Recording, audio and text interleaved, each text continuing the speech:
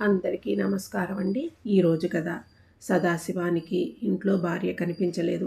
వంటగదిలోనూ వరండాలోనూ వెతికాడు.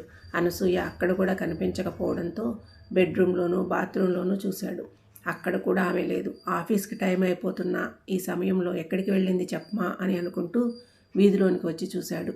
అక్కడుంది అనసూయ. వాకిట్లో తొలికతో గొయ్యి తీస్తూ కొని తెచ్చిన జామ మొక్కను నాటుతూ కనిపించింది ఆమె.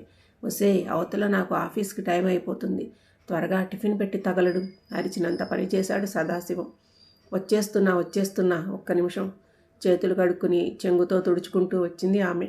ఇప్పుడు ఎందుకే ఈ అవస్థ? ఓ పక్క నాకు టైం అయిపోతుంటేను. అయినా నీ పిచ్చి కానీ వాకిలిలో జామ మొక్కను పెరగనిస్తారా ఏమిటి? దారిని పోయే ఏ వాహనమో తొక్కుకుంటూ పోదు. పెరట్లో పెరగవలసిన మొక్కలు వాకిట్లో పెరుగుతాయా ఏమిటి అన్నాడు అసహనంగా. పట్టణంలో పెరళ్ళు ఎక్కడ ఉంటాయండి? మనుషులు ఉండడానికే స్థలం ఉండి చావడం లేదు. జామ మొక్క కదా, పెరిగి పెద్దది అయితే పిల్లలు తింటారని ఆశ. ఇదిగో ఒక్క నిమిషంలో టిఫిన్ చేసేస్తాను మీకు. వంటింట్లోకి వడివడిగా నడిచింది అనసూయ. భర్తకి టిఫిన్ పెట్టి మధ్యాహ్నానికి లంచ్ బాక్స్ సిద్ధం చేసి అతన్ని పంపించాక ఇంటి పనిని అంతా చూసుకున్న తర్వాత వాకిట్లోనికి వెళ్ళి నాటిన జామ మొక్క వైపు పరిశీలనగా చూసింది అనసూయ. ఆకులు తేజవంతంగా కనిపించేసరికి మొక్క నిలదొక్కుంటున్నదని సంతృప్తి పడింది. ప్రతిరోజు నీళ్లు పోసి మొక్కను సంరక్షించేది. క్రమంగా మొక్క పెద్దది అవసాగింది. అది వాలిపోకుండా పక్కన వెదురుకర్ర పాతి మొక్కకి చేర్పు వేసి తాడుతో కట్టింది. ఒక రోజున ఆఫీస్ నుండి ఇంటికి వస్తున్న సదాశివానికి వీధిలో ఎవరితోనో గొడవ పడుతున్న భార్య కనిపించింది. విషయం ఏమిటని ఆరా తీస్తే రిక్షా వాడొకడు రిక్షాతో పాటు జామ మొక్క కొమ్మని లాక్కుపోయి విరిచేశాడట. మొక్కని చూసుకోవద్దా అని అనసూయ గొడవ పడుతుంటే మొక్కలు రోడ్డు మీద వేస్తారా అని వాడు కయ్యానికి కాలు దూవుతున్నాడు. సదాశివం కలగజేసుకుని వాడిని మందలించి పంపించి వేశాడు. వెదవది, ఎవడైనా మొక్కలు నాటుకునేది పెరట్లో కానీ వాకిట్లో కాదు అని మొత్తుకుంటే విన్నావు. ఇప్పుడు చూడు ఏమైందో. అయినా నీకు ఆ రోజే చెప్పాను, ఎవడో ఒకడు తొక్కుకుంటూ పోతాడే అని. వాకిట్లో మొక్కకి ఎంతకాలం కాపు ఉండగలం? వణుక్కున్నాడు సదాశివం. జామ మొక్క చెట్టు అయ్యింది. ఒక శుభముహూర్తాన పువ్వు పూసింది. దానిని చూసిన అనసూయ ఆనందం అంతా ఇంతా కాదు. ఏమండి, మన జామ చెట్టు పువ్వు పూసింది తెలుసా? భర్తతో చెప్పింది ఆనందంగా. చిన్నపిల్లల సంబరపడుతున్న భార్యని చూసి నవ్వుకున్నాడు సదాశివం. ఇంటికి వచ్చిన అతిథులతోనూ ఇరుగు పొరుగు వారితోనూ పిల్లలు అనసూయ మా జామ చెట్టు పువ్వు పూసింది అని ఎంతో సంబరపడుతూ చెబుతూ ఉండేది. పువ్వు క్రమంగా పిందె అయ్యింది. పిందె క్రమంగా పండవుతుందని ఎదురు చూస్తున్న అనసూయకు నిరాశే మిగిలింది. దారిన పోయేవాళ్ళు పిందెల్ని సైతం తెంపివేసి నములుకుంటూ పోయేవాళ్ళు. అనసూయకి కానీ పిల్లలకు కానీ ఒక్క కాయ కూడా దక్కడం లేదు. దాంతో అనసూయ ఉక్రోషంతో ఉడికిపోతుండేది. సరిగ్గా ఇలాంటి తరుణంలో పిందెల్ని కోస్తున్న రాలుగా యువకుడు అనసూయ చేతికి చిక్కాడు. వాడిని కొట్టినంత హడావుడి చేసి చచ్చేటంతగా తిట్టిపోసింది. ఆనక వెళ్ళిన వాడు అంతటితో ఊరుకోలేదు. వాళ్ళ తాలూకు మనుషుల్ని 10 మందిని అనసూయ ఇంటి మీదకి తగువకు తీసుకొచ్చాడు. చిన్న జామ పిందె కోసం కుర్రవాడి మీద చెయ్యి వేస్తావా? నీ అంతు చూస్తాం. కయ్యానికి సిద్ధపడ్డారు వాళ్ళు. కొట్టలేదు, కోప్పడ్డాను. అయితే కష్టపడి పెంచుకున్న చెట్టు పిందెల్ని తెంపేయడం తప్పు కాదు. తప్పు చేసింది చాలక మళ్ళీ తగవుకు ఏ మొహం పెట్టుకుని వచ్చారు? అనసూయ కూడా గయ్యమంది. మొత్తానికి 2 వర్గాల వారి తగువు చిలికి గాలివాన్ అయ్యింది. మొదట మగవాళ్ల దగ్గరకు వెళ్ళింది. ఆనక పంచాయతీ పెద్దల దాకా వెళ్ళింది. ఆ తర్వాత పోలీస్ స్టేషన్ వరకు వెళ్ళింది తగవు. దాంతో సదాశివం అవస్థలిక చెప్పనలవి కాదు. తగవు రాజీ చేయడానికి అందరి కాళ్ళావేళ పడవలసి వచ్చింది. అంతేకాదు, అవతల వాళ్ళకి పోలీసు వాళ్ళకి కలిపి 1000 రూపాయల దాకా వదిలించుకోవాల్సి వచ్చింది. అతడు ఉగ్ర నరసింహుడే ఇల్లు చేరాడు. ఇంట్లో పెళ్ళాన్ని, వీధిలో జామ చెట్టుని చూసేసరికి అతని కోపం తారాస్థాయికి చేరింది. జామ చెట్టు నరికి పారవేద్దామని గొడ్డలు తీశాడు. పెళ్ళాం పిల్లలు అడ్డుపడ్డారు. చెట్టంతా పిందెలతో విరగబూసి ఉంది. ఇలాంటి సమయంలో నరకడం పాపం అని చెప్పి అతన్ని మెత్తపరిచారు.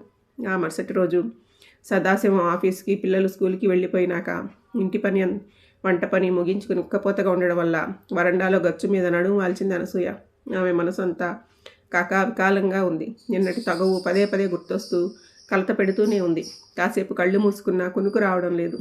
సరిగ్గా ఆ మధ్యాహ్న సమయాన వీధిలో ఒక సాధువు తత్వాలు పాడుకుంటూ వెళ్ళిపోతున్నాడు.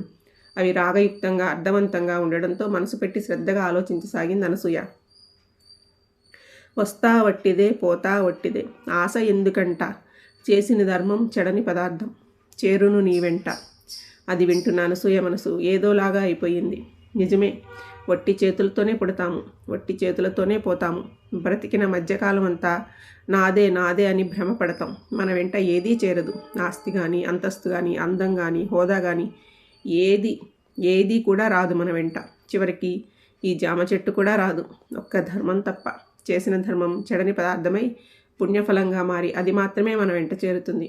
అనసూయ ఆలోచించసాగింది మారిన మనసుతో. కుర్రవాడు తెలుసో తెలియకో జామకాయ కోసాడే అనుకో, తన్ని క్షమించి వదిలేస్తే తగాదాయే లేదు కదా. జామ పండు కోసం ఇరు వర్గాల వారు పోలీస్ స్టేషన్ దాకా వెళ్ళడం ఎంత హాస్యాస్పదం. భర్తకి ఎంత సిగ్గుచేటు. చాచా, తన వివేకం ఏమైంది? తామంతా మనుషుల్లాగా ప్రవర్తించలేదు. ఆ తత్వగీతం గుర్తొచ్చినప్పుడల్లా పరిపరి విధాలుగా ఆలోచించేది అనసూయ. తత్వగీతం జ్ఞానదీపం అయ్యింది ఆమెకు.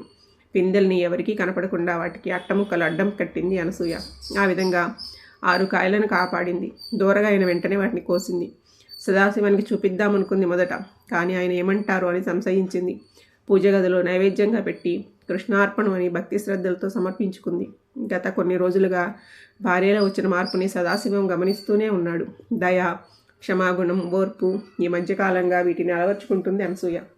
ఒక రోజున సదాశివం వరండాలో పేపర్ చదువుకుంటున్నాడు. అదే సమయంలో ఒక ఆకతాయి జామ పిందెలు తెంపడానికి ప్రయత్నిస్తున్నాడు. ఆ దృశ్యం అనసూయ కంటపడనే పడింది. మళ్ళీ ఏం ఉపద్రవం ముంచుకు వస్తుందోనని ఆత్రంగా భయంగా చూస్తున్నాడు సదాశివం. ఆమెను చూసి పారిపోతున్న కుర్రవాడిని రమ్మనమని సైగ చేసి పిలిచింది అనసూయ. వాడు భయంగా వచ్చాడు ఆమె దగ్గరికి. అలా దొంగచాటుగా తెంపడం తప్పు కదూ అంది బుజ్జగింపుగా. మరీ కొనుక్కున్న జామ పళ్ళు కన్నా దొంగిలించిన పళ్ళు తీయగా ఉంటాయి అని మా ఫ్రెండ్ చెప్పాడా ఆంటీ అన్నాడు కుర్రాడు అమాయకంగా. పక్కున నవ్వింది అనసూయ. ఈ సంభాషణ అంతటినీ ఆసక్తిగా వింటున్నాడు సదాశివం. కొనుక్కున్న పళ్ళు కన్నా, దొంగిలించే పండ్ల కన్నా అడిగి తీసుకున్న పండ్లు ఇంకా తీయగా ఉంటాయి తెలుసా అంది అనసూయ. వాడిని ఇంటిలోనికి తీసుకువచ్చి వాడి చేతిలో 2 పండ్లు పెట్టింది. భార్యలో మార్పుని స్వాగతిస్తూ సంతోషభరితుడయ్యాడు సదాశివం. ఆమె మండపానికి వెళ్ళినా బ్యాగులో జామకాయలు తీసుకుని వెళ్ళి తలో ఒకటి పంచిపెట్టేది. ఇరుగు పొరుగు వారికి కూడా ఇస్తూ ఉండేది. జామ చెట్టు విరగ కాసింది. ఆమె ఆదరించి ఇస్తుంటే దొంగచాటుగా తెంపే అవసరం ఎవరికీ వచ్చేది కాదు. దాంతో చెట్టు నిండుగా పెరిగిన జామకాయలు కనువిందు చేస్తూ ఉండేవి.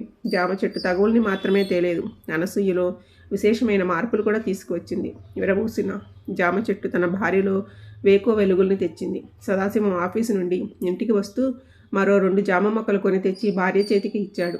ఆమె ఆశ్చర్యచకితురాలైంది. వాకిట్లో కాస్త స్థలం ఉంది కదా, అందులో నాటు, ఎలాగూ నలుగురికి పంచుతున్నావు, మరో 4గురికి అందుతాయని చిరునవ్వుతో చెప్పాడు. అనసూయ మనసు ఆనందభరితం అయింది. తనని తానే కాదు, తన భర్త కూడా అర్థం చేసుకున్నాడని.